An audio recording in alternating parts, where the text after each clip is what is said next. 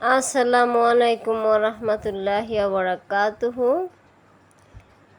শত্রুমি করে কেউ আমাকে কখনো হারাতে পারেনি, বরঞ্চ আমি নিজেই হেরেছি ভালোবাসার মাঝখানে।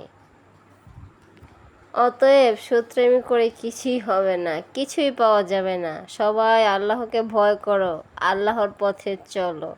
অন্যের শত্রুমি কখনো করো না, অন্যকে ঠকানোর চেষ্টা করো না। শত্রুমি করে কোনো লাভ হবে না।